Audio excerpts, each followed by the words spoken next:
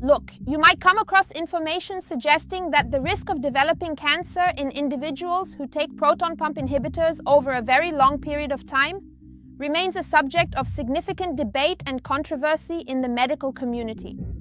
This means we haven't sufficiently eliminated oncology in lab mice and will continue our experiments for decades on a larger scale on the population of planet Earth. But somehow we don't think to just follow the basic logic of how the natural processes of regulating hydrochloric acid in the stomach are disrupted. So let's explain this now in a very simple and clear way. I don't like to cause fear or stress with the topic of cancer, but when the true natural processes are disrupted, I cannot remain silent. Long-term use of proton pump inhibitors is playing with fire, and the most important fire of our digestion and the entire body is hydrochloric acid.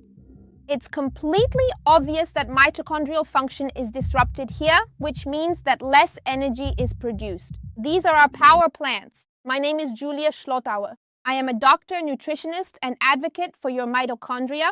What is the danger in the long-term use of proton pump inhibitors, also called proton pumps or hydrogen-potassium ATPase?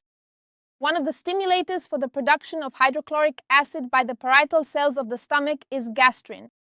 This is a peptide that consists of amino acids. So there are also specific cells at the exit of the stomach for the production of gastrin. This area is called the antrum, and these are G cells. The G cells receive the signal. It's acidic enough in the stomach, the chyme is in hydrochloric acid, so no more gastrin is needed. But if the stomach walls suddenly enclose the chyme and find that it's not acidic enough, a signal is given. Gastrin is urgently needed. Gastrin is released. It gives the command, give us hydrochloric acid. Hydrochloric acid is produced. The stomach recognizes with its receptors again, aha, the food has now become acidic, so no more gastrin is needed. Do you understand? And that's how such a cycle is created. Do we need it? Do we not need it? Do we give it? Do we not give it? And now you've interfered in this whole situation with your intake of proton pump inhibitors. Probably there was already a lack of acid in the stomach beforehand anyway. And now imagine the situation. The stomach senses the chyme, recognizes that there's a lack of acid and gives the signal, gastrin is needed. Gastrin is released, comes to give the command to produce hydrochloric acid, but there sits your omeprazole and says there is no acid and there won't be any. And so the stomach's receptors sense the food bolus. Did the gastrin help? No, not at all. There is no acid. What is that then? Then we give gastrin again. Even more gastrin is produced. Again, it doesn't help. So interesting. Maybe there are too few G cells producing gastrin. Let's make more G cells. And in this area, these cells begin to multiply and produce gastrin. Already 3 times, 5 times, 10 times, and so on. But in the end, all of this has no point and no result.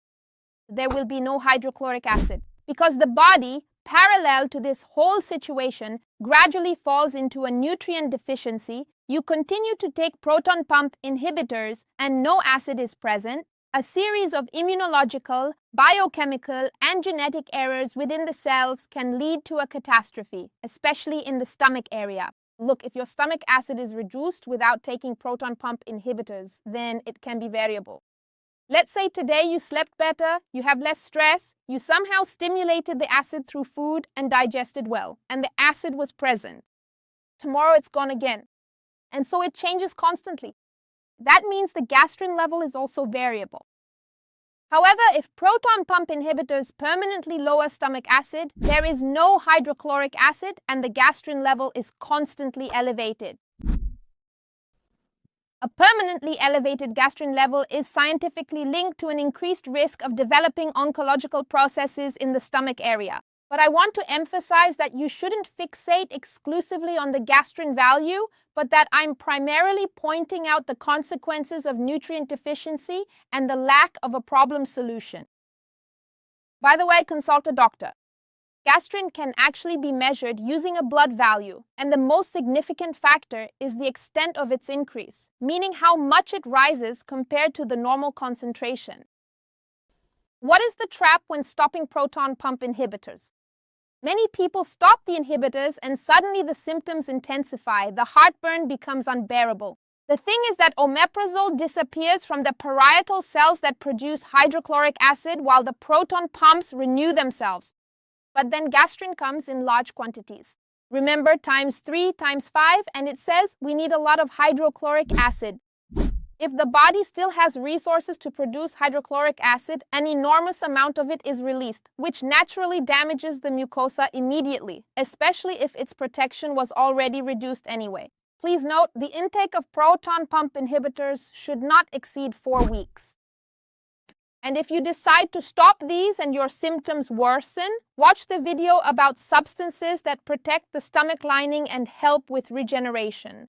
In this video, we discuss a wide range of substances that can help you when stopping proton pump inhibitors. Healing the mucosa is only the first step. For the stomach to stay healthy, the correct acid balance and a sufficient amount of hydrochloric acid must be restored in any case. Note that hydrochloric acid is not only important for protein digestion, but also a signal for the lower levels of digestion, for the release of bile, for pancreatic function, and for the health of the entire intestine and thus the entire organism. Friends, write your experiences with proton pump inhibitors in the comments. Subscribe to our channel and give this video a like. I wish you health. That's it for today. Until next time.